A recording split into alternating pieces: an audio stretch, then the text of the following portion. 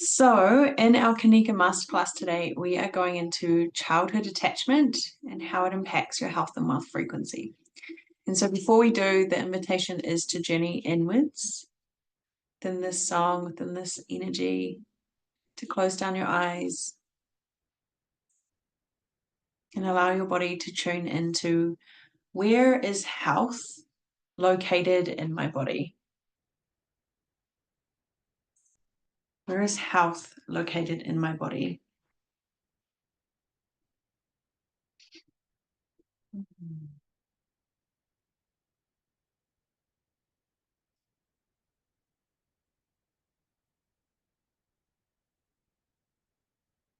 And then inviting in how emotionally charged is the energy in this space.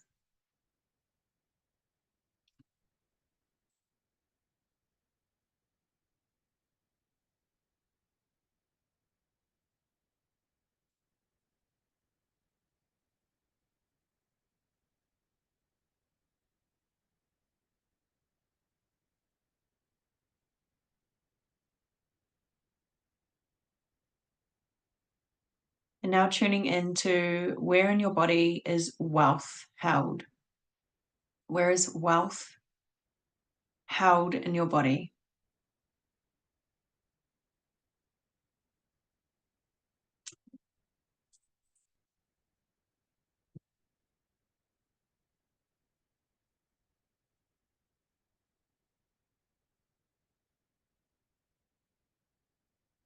And how emotionally charged is this space?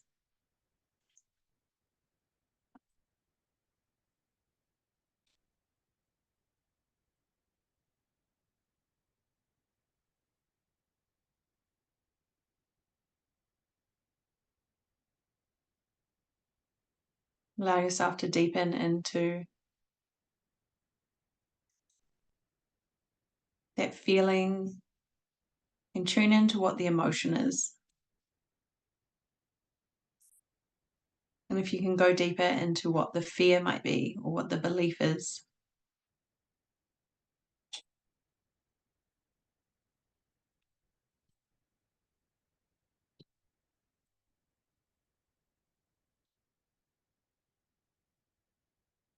Good morning.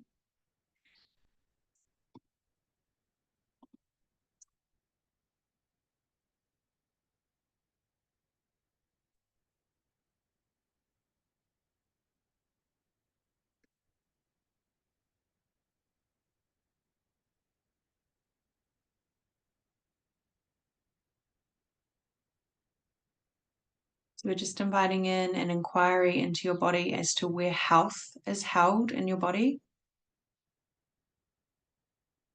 what the emotional charge is, what the emotion and the belief is.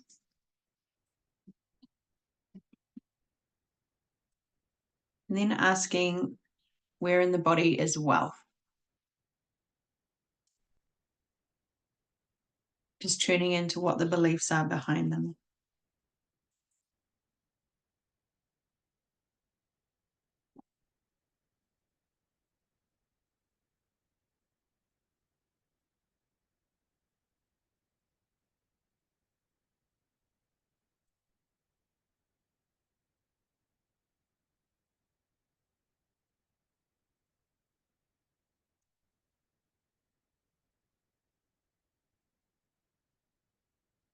Letting me know in the chat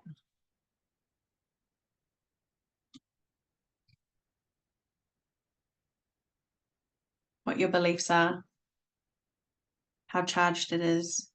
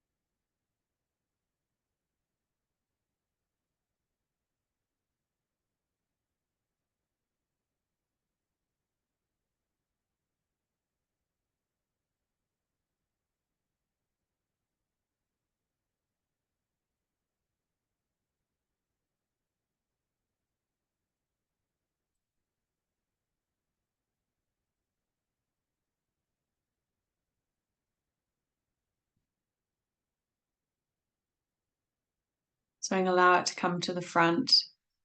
To give you an example, for me, health is in the right ilium, charged at 70%, the emotion of grief. Belief is it's too hard. For me, wealth is in the left shoulder to mastoid, and it's 26%, and the emotion is apathy. The belief is it will never be enough. Yes, about safety, well done. You're hitting one of the core pillars.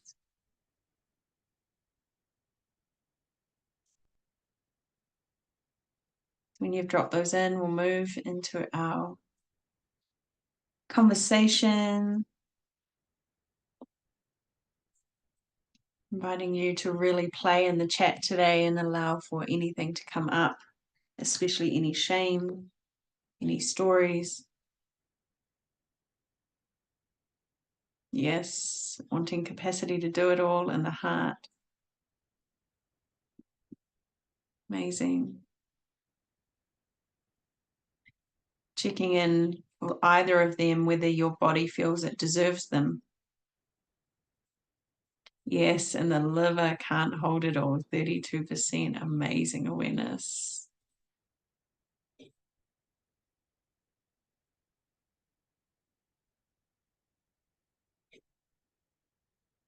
Heart is where wealth is. It's 66. If I'm wealthy, who will I owe? Amazing, huge. So as we journey inwards and find these beliefs, just check if there's any stories or experiences that are popping up without your diving into them.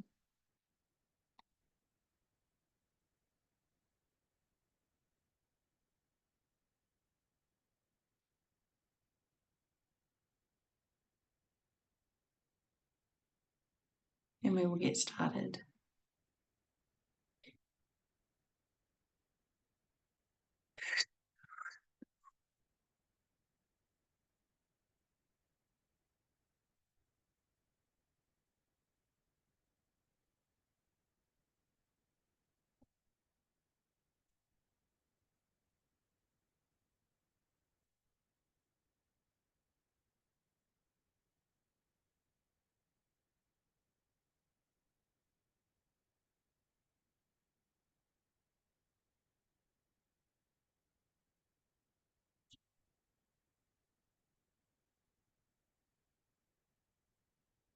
Health and thyroid, 70% emotion is shame. I can't be seen. Yes. Wealth is 80%. Pelvis.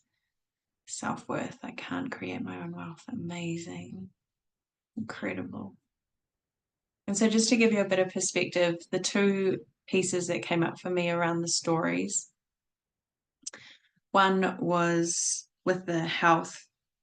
It's hard is because I can see that version of me that was left with my nana for 3 weeks while the family were down at the new farm, and I was in pain and no one heard it. They were thinking I was just trying to cry it out. I can see that version of me feeling trapped within the bed. And then the wealth version of me wasn't a short-term experience. It was a knowing that everyone was absolutely stretched to capacity in the first few years of landing the dairy farm. And there was no energy for me to feel wealthy. So it was always outwards. It was on the other things. So doing a shit job of doing it all. I'm not capable of doing it. Amazing. Health, frontal cortex, hardship. Need to understand. Yes, amazing awareness. Really honoring these depths.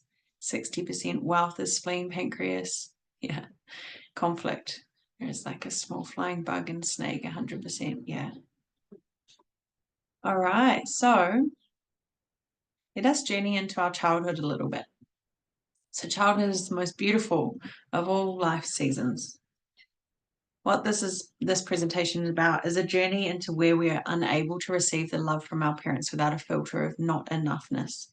So maybe our parents offered us everything that we needed according to how they saw our attachment to them, but the reality is that it's whether the child can receive it as well. So even if you have a loving childhood, it's a receivership piece as well. Did I receive what I needed? But was that interpreted by the parent in the way that it needed to be?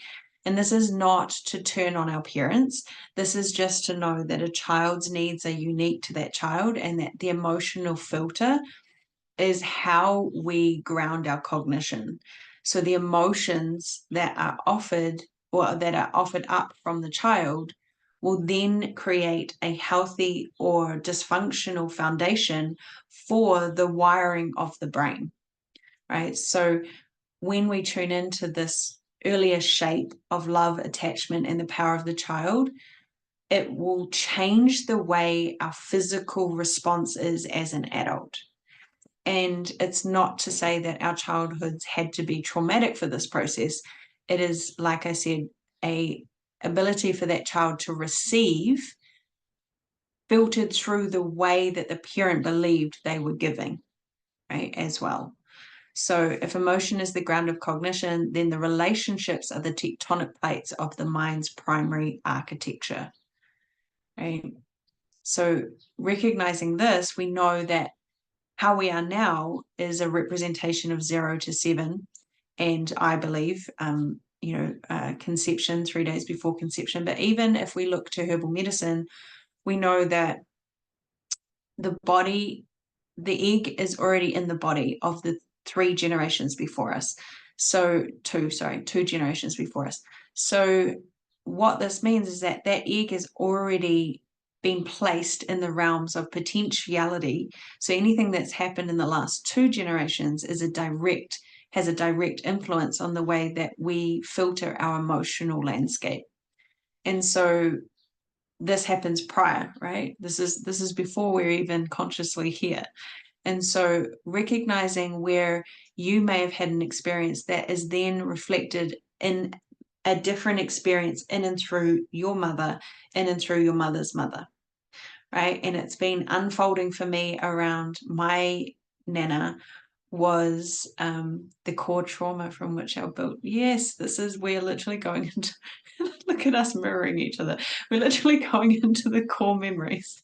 So the story that's been playing up for me is that my nana was an orphan, and yet her mother was a raging alcoholic, and her mother before her was a complete teetotaler, so never touched alcohol in her life. And so the next generation, my great grandmother, was so emotionally dysregulated that she would actually pick her children up from several different orphanages around the country and take them across the country and then drop them at a new orphanage. So the level of disruption was extreme. And my nana died. She had breast cancer, but then she had brain tumors. And the way that I've journeyed through her journey is to recognize that she became a nurse to help others, right? And then was so self-sacrificing that she never took care of her own needs, right? She would literally let someone barrel over her in lieu of them getting what they needed before herself. And then this played out with my mother, where my mother actually had to prevent my nana from being killed by her partner through alcoholic abuse. And so my mother went the opposite and became very self-centered. Like, I'll do everything for me first and foremost and not others, right? And so there's a tripwire for me when I'm overgiving or I'm undergiving. Either way, my body goes into a state of dysregulation, right? My body finds this place hard to find where there's a medium, and being okay with putting my needs first, but also not so far ahead that I drop back on supporting those I need to, right? So it's what we're bringing through today is, where are the conflicting stories that counteract each other? So make it feel like you can't, once you do this, you get the opposite effect, and that then causes a negative feedback loop. So that's what we're heading into today, right? So most of this will make sense to you, but I just wanted to bring in more of that, the research behind it as well, that when we understand the emotional needs, which is including love, safety, validation, and connection, according to the psychologist John Bowlby,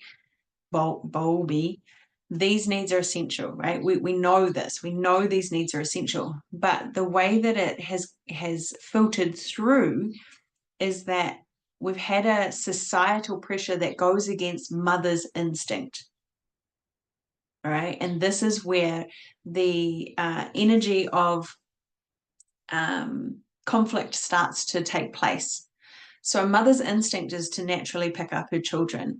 And yet, at the same point of reference, the mother may not have the community support to support that child the best she can.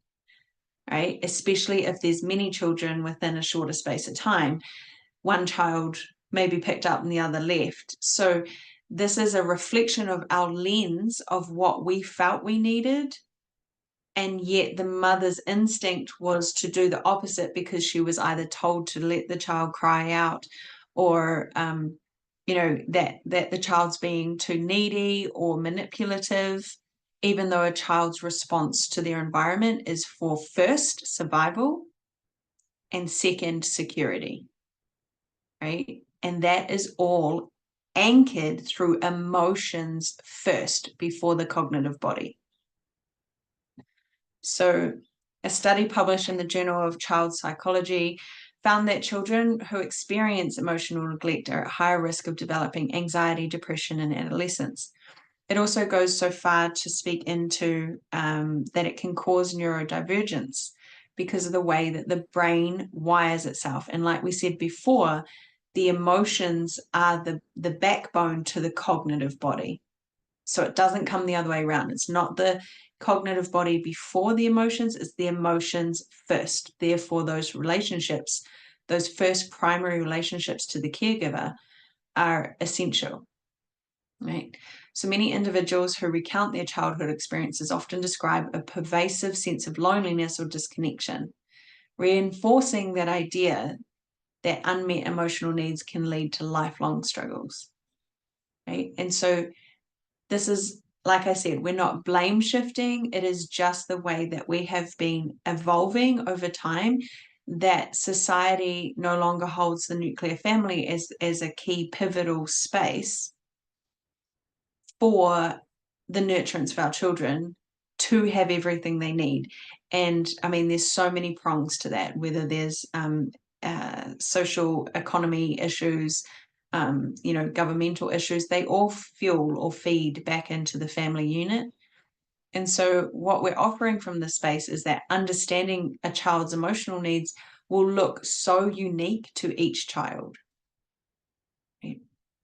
So society often impacts a mother's natural instinct to support her child. Where a mother hears a cry to pick up a child, the cry out method creates a negative feedback loop. This is just one example, that a child's needs are not important, and due to crying as a survival response, it tells that child after a period of time to stay quiet, because in the wild, that would have been a siren call to something coming to stalk it, right? And so a child doesn't, the child cannot regulate to not crying until the animal instinct of realizing the animal instinct comes in to know that it needs to be quiet, and then will shut down that emotional regulation for life, where the child is okay, like the parent will see that child as how they be and not who they are, right? And so even if parents are attentive, it can often be more about the child's ability to receive that support and emotional regulation through their lens of how their emotions are being met. So maybe they were left out of something, out of the parent's control, like, a parent had to go and do something else while that child was crying. That may even trigger loneliness in the body, right? Which anchors in a frequency of I'm not enough. That's part of what came up for me today. Amazing. Look at us. So this compromises the growth process right through from neurobiology and neuronetworking, where security and safety is the foundational pillar. So it's in some way being fractured, right? Fractured for that child. And when we look to the body for this, we know that the longer that particular trauma has been running, the deeper it sets into the bones. So the nervous system is the first place that feels it. But over a period of time, the nervous system can't hold that trauma response in the nervous system specifically. So it lays it in the subconscious of the bone matrix, right, as the child grows. So it can stifle growth development, it can stifle emotional development. So can we be too affectionate, right? Short story is no, right? A child's emotional well-being will wire how they attach to the early bonding with their caregivers. So when our response is to try and change a child's response, we therefore manipulate and template that child to a particular way of getting their needs met. Does that make sense? Right? And that doesn't mean that we've gone out of our way to consciously think of how to manipulate that child. But for our own needs being met, this is why it's a cascade of energy through the lineage. But if our needs aren't met in that process, then often our children's needs aren't met. And so this is why the mother is the key to changing the fulcrum, right? And the body is the frequency that holds that. So the role of attachment. So attachments formed during childhood significantly impact adult relationships. Secure attachments foster healthy relationships, which we know, while insecure attachments can lead to difficulties in trust and intimacy. And so this is where a child will armor up.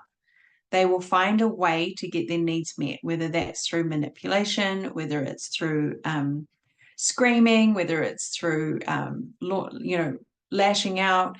And it doesn't just mean the parental unit at this stage. Like we're starting to get into, caregiver units, right? And so speaking into this, the work of Mary Ainsworth, particularly her strange situation study, illustrates how children with secure attachments develop better social skills and emotional regulation. It is the foundation to that cognitive processing. Conversely, those with avoidant or anxious obviously struggle with that relationship stability. And so how does this play out in our wealth and health is that when the body struggles with relationship stability, it will close down in shame, right? It will close down in guilt, shame, or personal disgust. And what that does is stops communication. And communication is the breath and the electricity of the body that keeps it in its healthy state.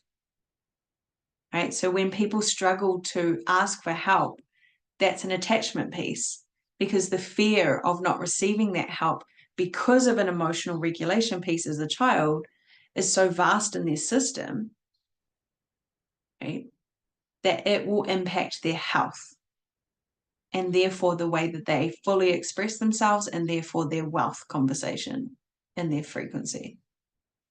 So individuals with anxious attachment may describe a pattern of clinginess or fear of abandonment and push others away or hold on so tight that people feel stifled. Right?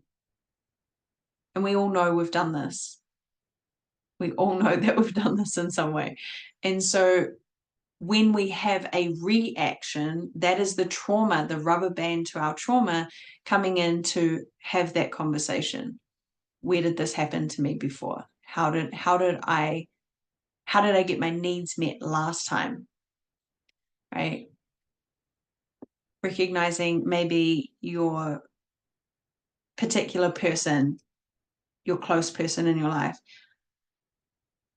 When you have that reaction, how do you normally treat that person? And it will change with each person, right? And you can actually look at this through the lens of your business. How do you normally react to your business when it's not feeling like you want it to feel? All right, so the mind-body connection. Emotional neglect can lead to psychosomatic symptoms, right? It's emphasized through the connection between emotional distress and physical health. And that is through Gabor Mate's expression through the book, Normal is a Myth.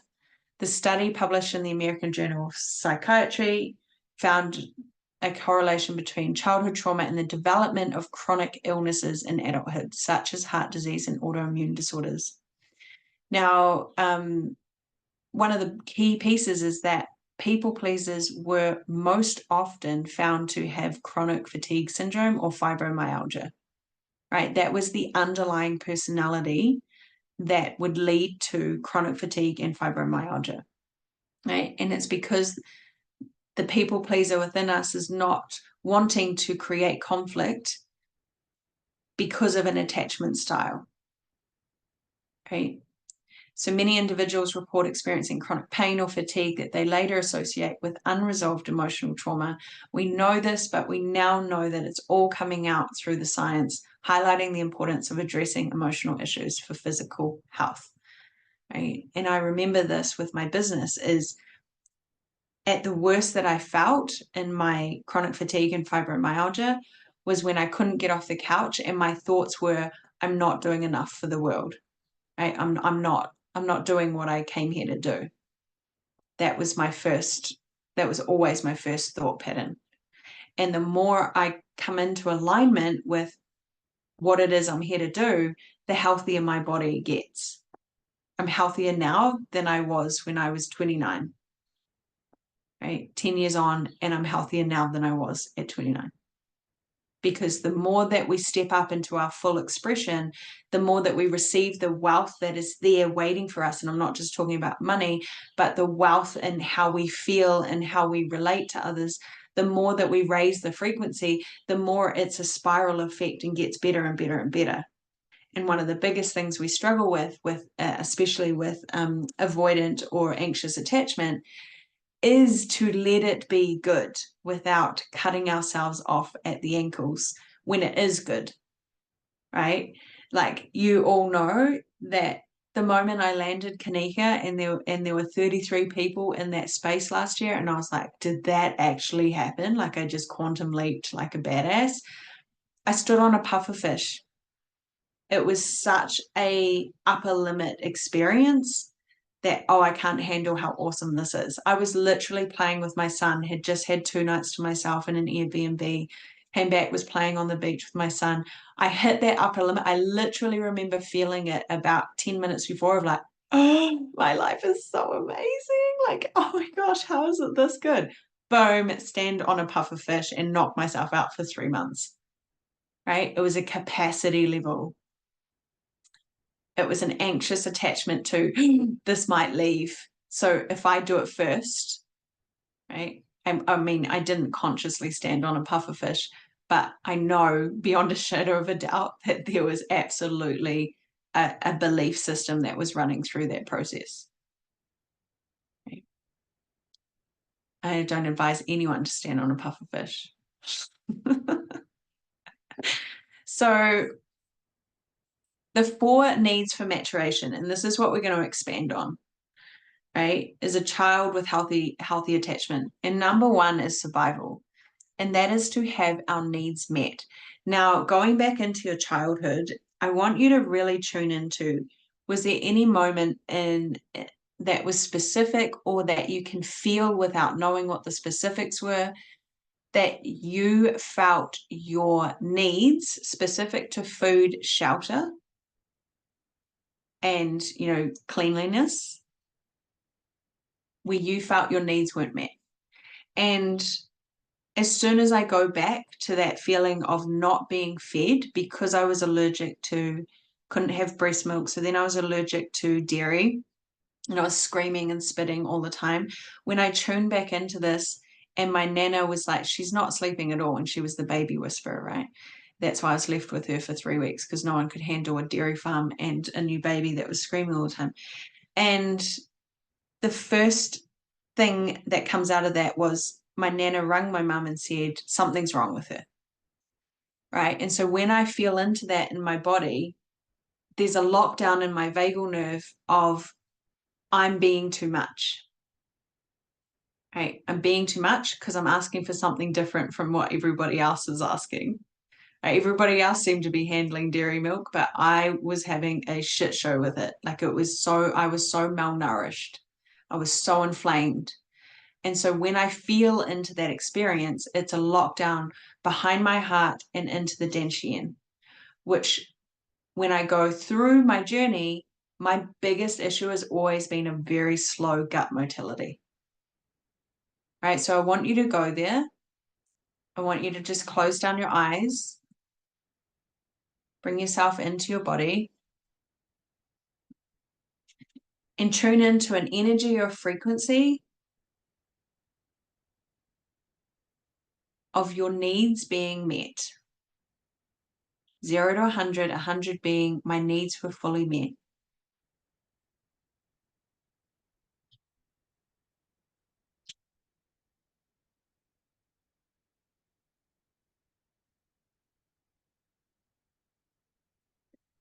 And tuning into where is that energy and what is the story or the belief that became a core memory, a core foundation.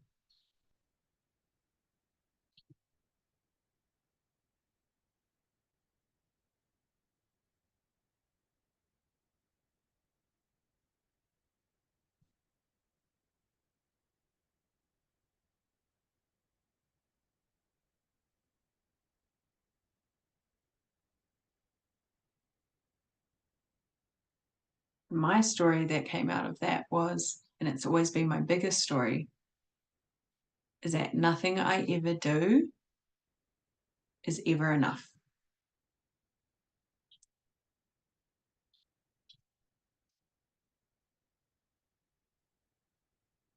And it locks down in my duodenum solar plexus area.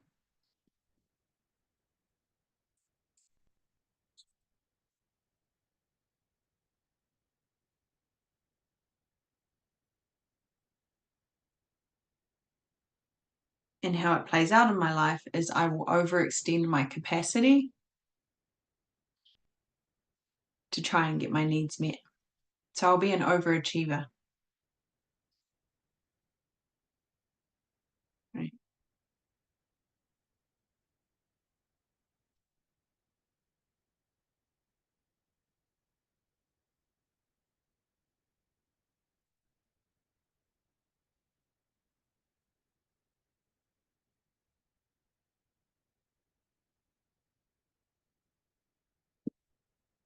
Just sharing with us what this number one pillar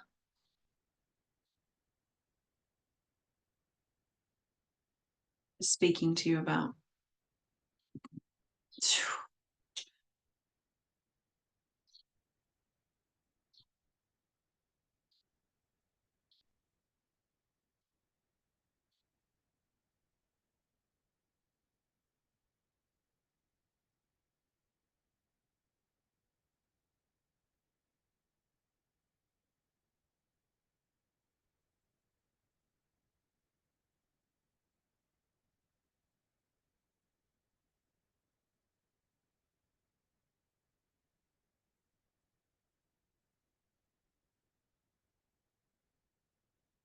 And if you're there, I invite you to place your hands on those bones.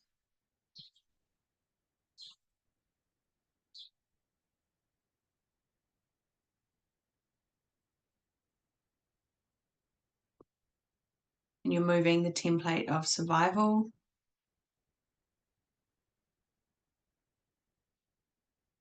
into the template of overflow.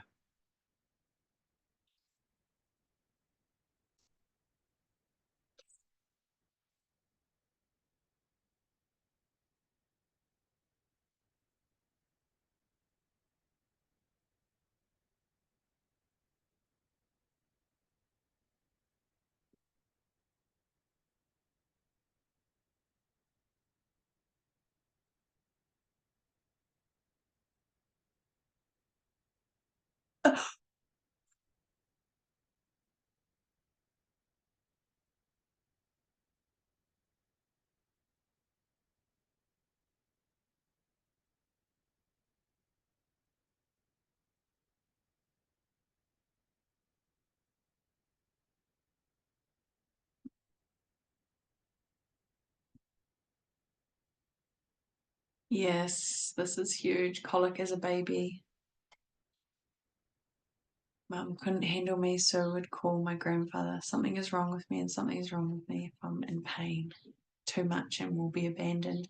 Huge, right? And recognizing where this plays out in your business and your life and your health and your wealth. Oh, this is massive. Others' needs are much greater than mine. Massive. So I will keep quiet while everybody else gets the attention.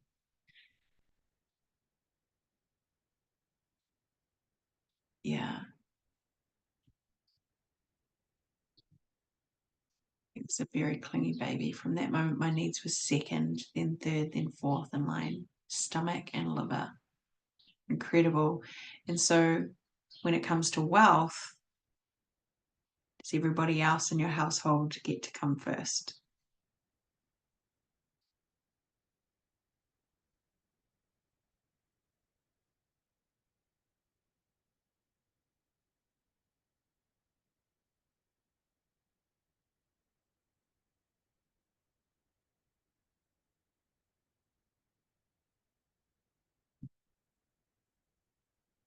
Okay.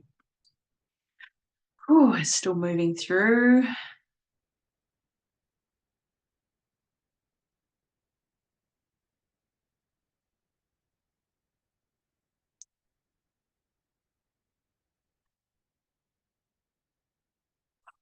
Yes.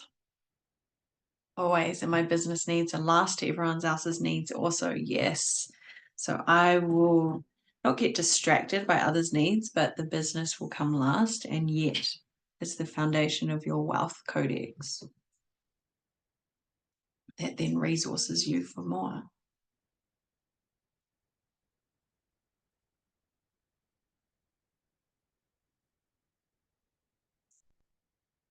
Huge.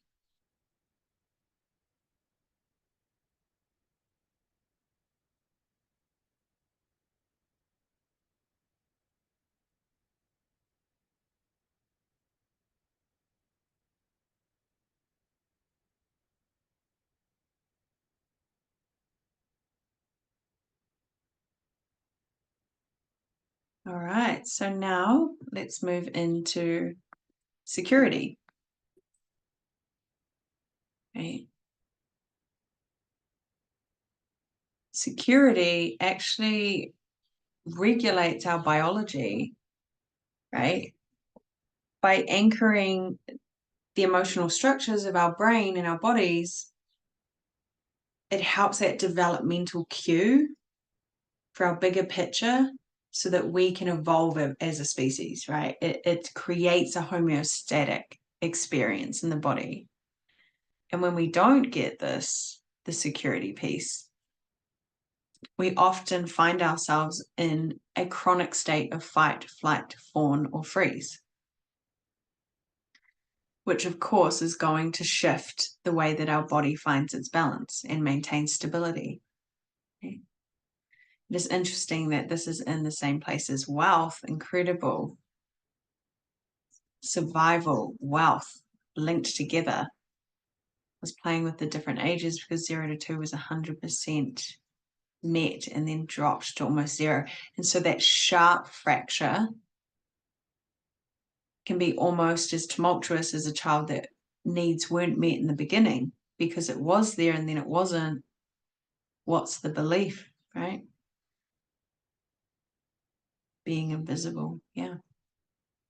So when I'm succeeding, I have to play small. I have to not announce it. I have to not feel it. I have to hold it back. And yet, what we do when we hold it back, when we hold back celebration, is we tell the universe that everything we wanted and desired and is now here is not for me. That's what happens, right? And so celebration is literally a way of shedding shame and guilt and disgust from the body as we learn to regulate our nervous system to be open to the capacity of receiving. All right, so if we head into security, where is security in your body?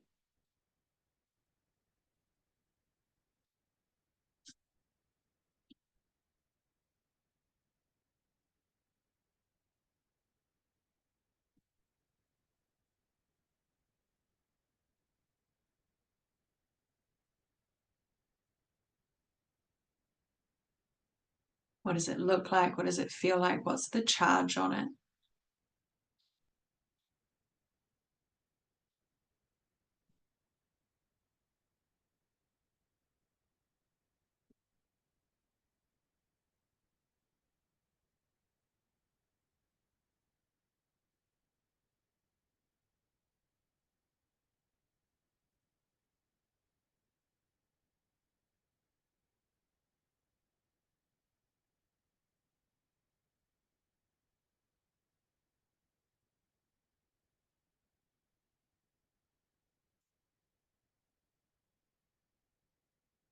Hmm. Whew.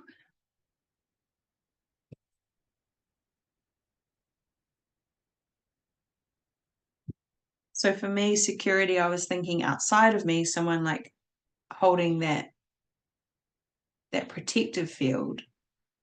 And yet when I went into it, it was in my T3. And then I heard it's only 10%, right? Security is only 10%. So that is, of course, going to have a massive impact on wealth, because the belief underneath, and this is the story that's been playing out recently, is the belief underneath is that life is unsafe. Because I had a weak esophageal sphincter. I've only just recently found this out, and it's making a lot of sense, where I would stop breathing because the sphincter had laid over the esophagus. And my mum would have to push the bassinet in the middle of the night when her body would go into a state of she's not breathing. So it was a state of sleep apnea essentially, and push the bassinet, which was swinging, just to get my nervous system to wake up. Right. So I thought my security was quite high. But if we turn into the child of us and that security, what is it for you? What does it mean about you?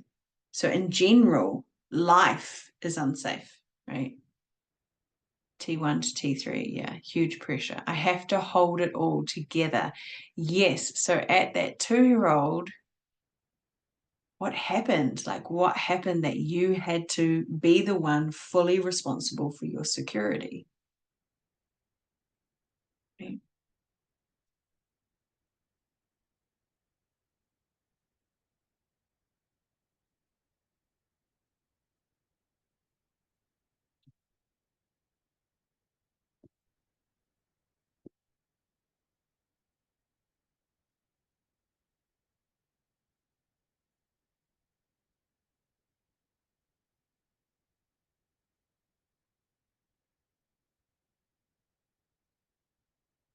So just inviting you into that space to pick up those bones.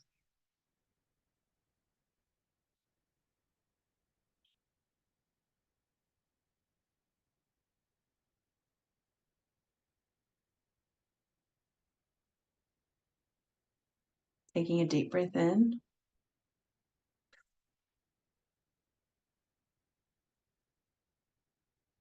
Spitting in 3 times. Oh,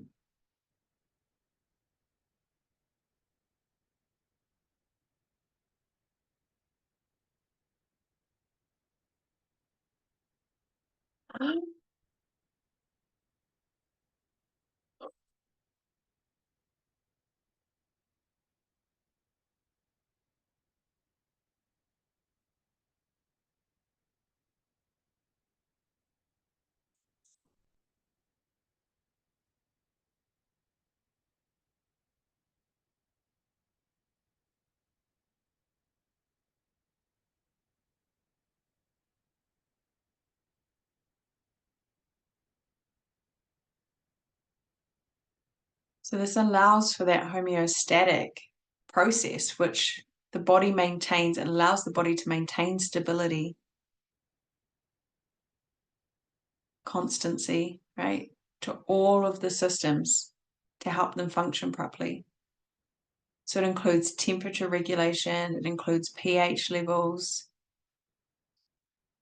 Right? So of course, if the security, no matter how that played out as a belief system, was not, it's going to affect the nervous system and how it forms the unconscious architecture, basically, to our thoughts and our processes, our conscious feelings, which then allows us the actions that we take.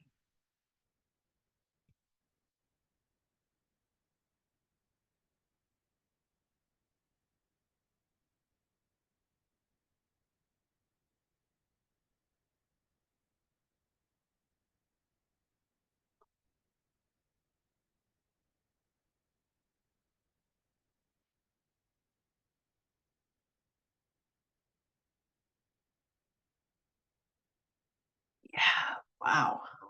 Huge stuff, sisters. Line from the belly button to solar plexus. Yeah, tight and tense, 20%, can't do anything right. Freeze. Can't do anything right. And so this will play out in business, this will play out in wealth. Even if the money comes in, you'll do something that will throw it out so that your consciousness will sit with, I can't do anything right. Right? And yes, T7 to T12, right? Right on that mid central floating ribs energy. 25%, I'm safer if I make myself invisible. Huge.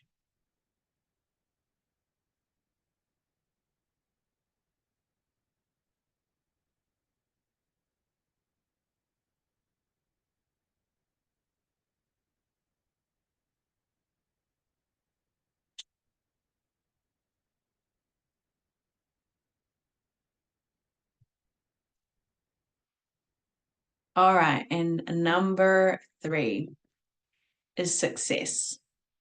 So this essentially comes down to a child's permission to feel their emotions and to be in that vulnerability and to know that their emotions and who they are being is acceptable, right?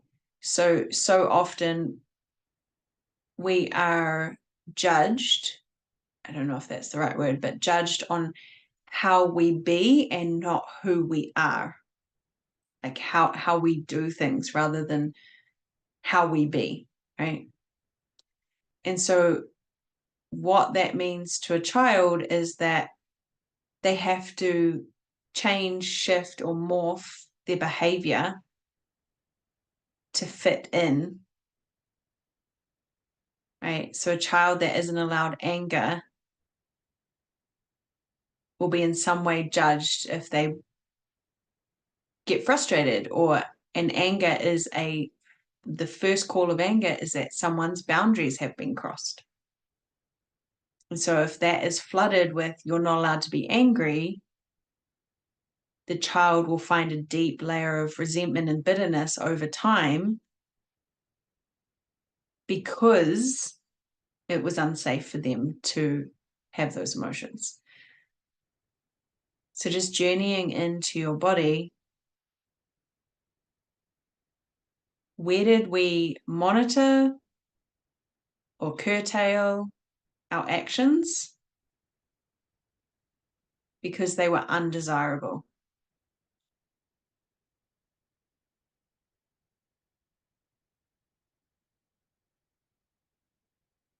And women, we are judged by who we are, and boys by what they do. Absolutely.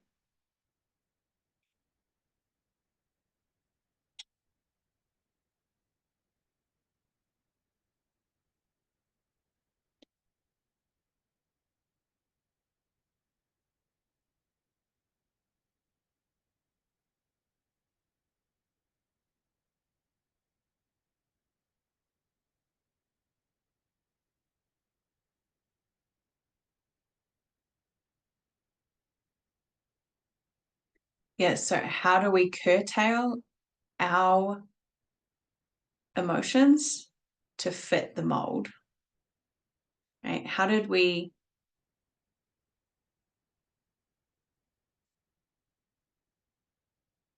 I want to ask that even? Success, permission to feel.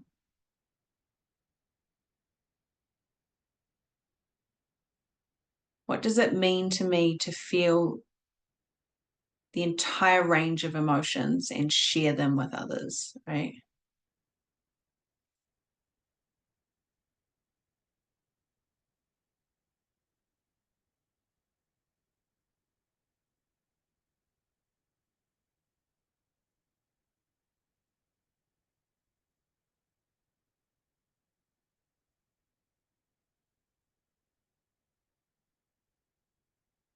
Curtail, yeah.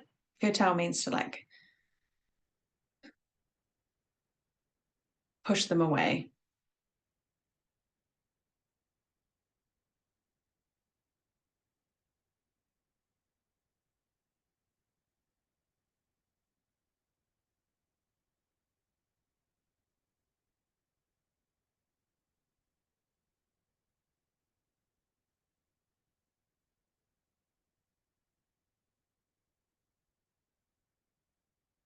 How did I change my emotions to be acceptable to others?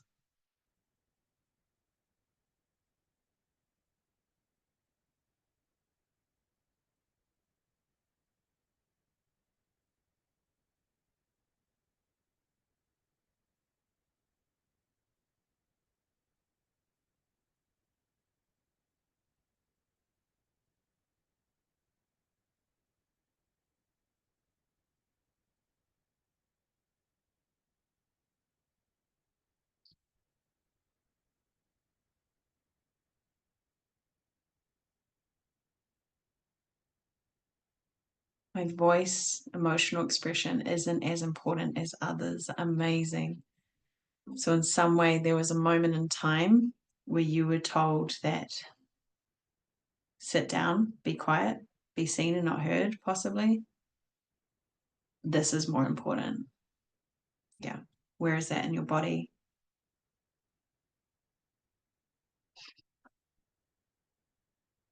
So this is where you might have a conflicting, like, well, obviously they can be in all of these pillars, but a conflicting belief system, i.e., my conflicting belief system of success is even when I'm at the top of my game,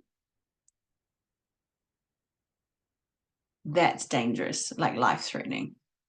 Because when I did really well at something, my sister would beat me up. And when I was at the bottom of my game and would have seizures, I would have to be quiet because I'd be too much. Right. So too much in a successful way, too much in a energetic way. So when I'm not enough, like doing zero, zilch, there's an extreme trauma reaction. When I'm too much and I'm doing really well, full success, there's an extreme trauma reaction. Right? So just check in if it's either side of the continuum for you.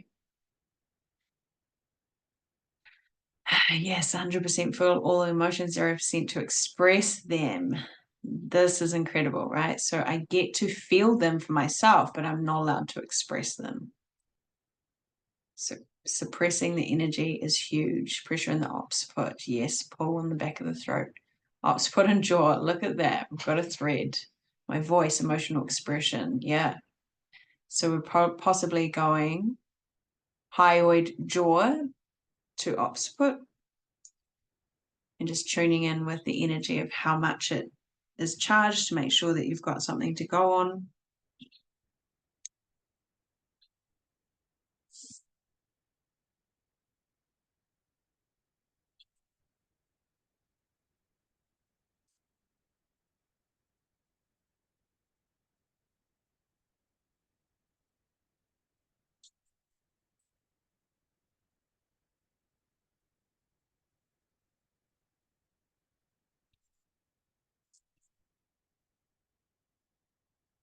At 80%. So picking it up, I'm going to go hyoid and jaw, occiput. Take a deep breath in.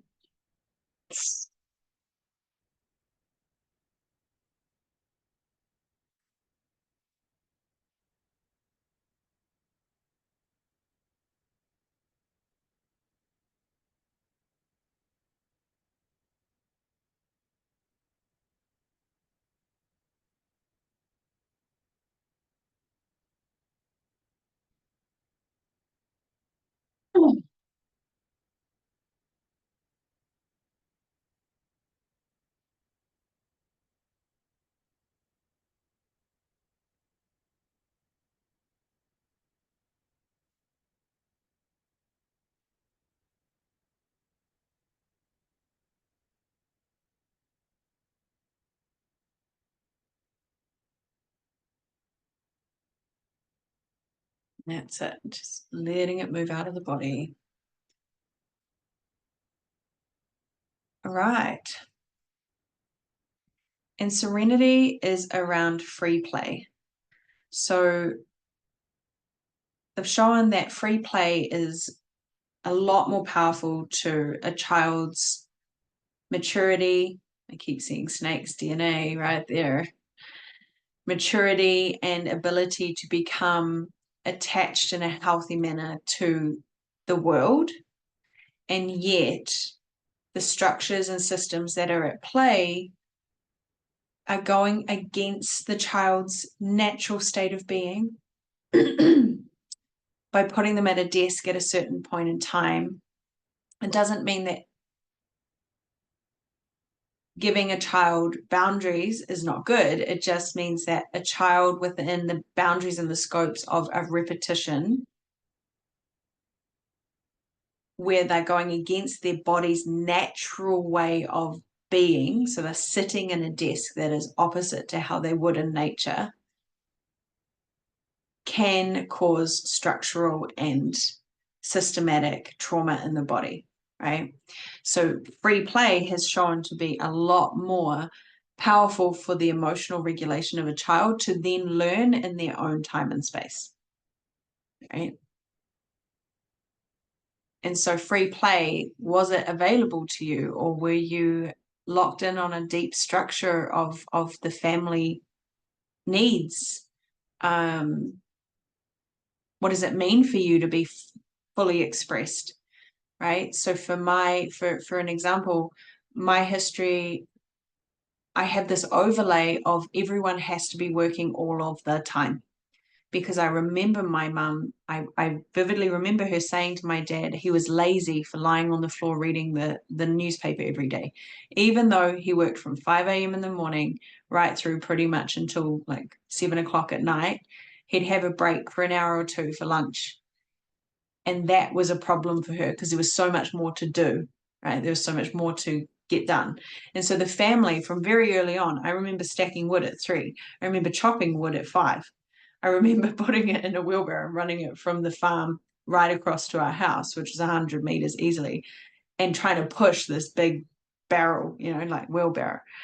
And so free play, if we were caught in free play, it was dire, because we probably hadn't done all the things we needed to do because the list was so long, right? So recognizing where free play is a trauma response, like where you have not been able to do the thing that gets your heart happy. And so what it would look like in business is you'll do the thing that you think then gives you permission to do the good thing, the thing that makes you feel good. So you'll make sure that you do that first, the task, and then give yourself a reward, rather than, is my body feeling full and in love to bring my work to life? Does that make sense? So you go the opposite way around.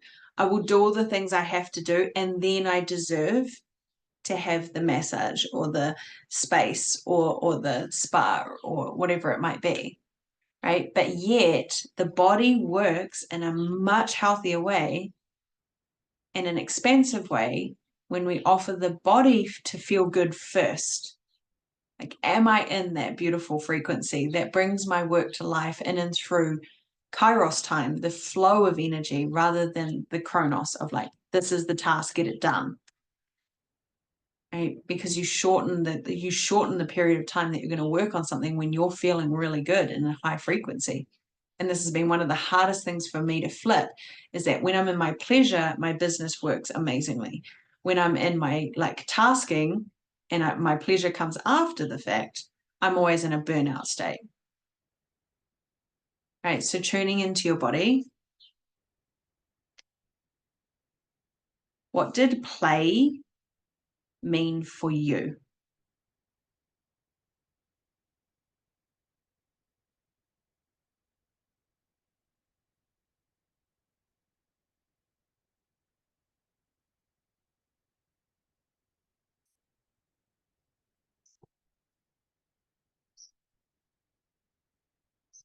Yeah, so 5 is pivotal, right? It's the liberation.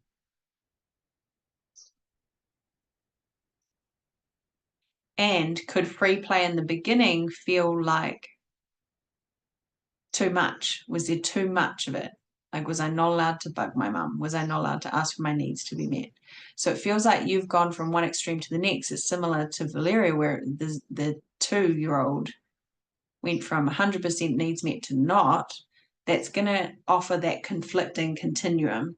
So when you do one thing extreme, it's going to feel ick. And then you go across to the other side of the extreme and it's going to feel ick.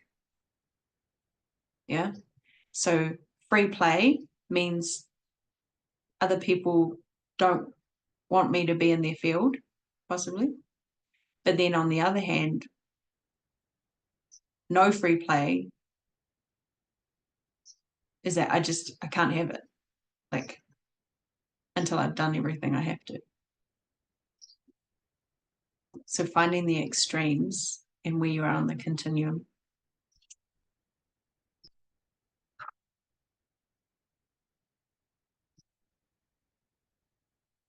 So free play is in my higher heart.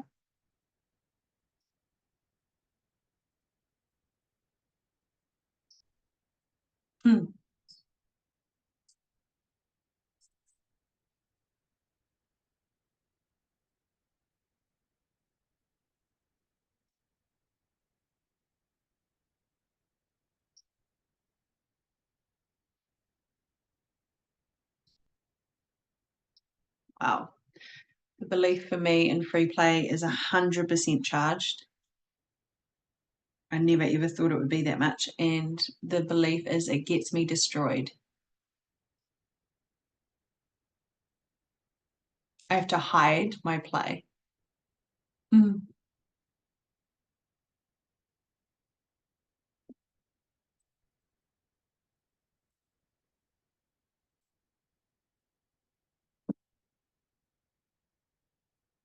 Just inviting your hands to that space.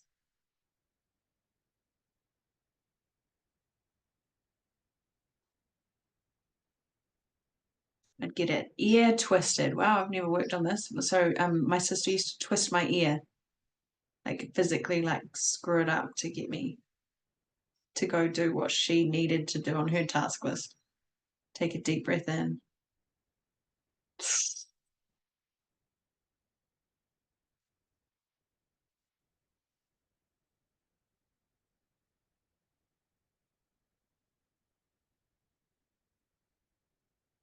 And let go.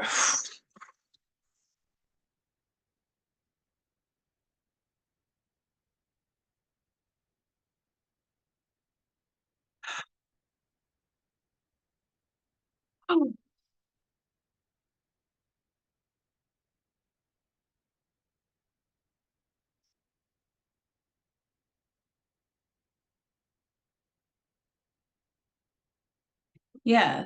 So planned nature was my safe and happy place. And is there a belief there that my play must entertain others, or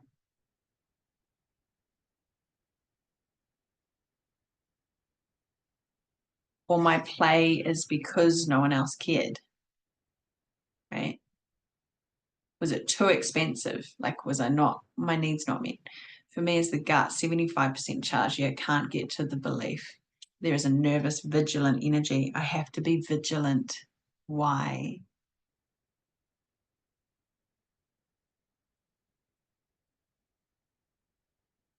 Right? My belief is play would get me destroyed because if my sister saw me playing or my mum saw me playing, I'd be in so much trouble.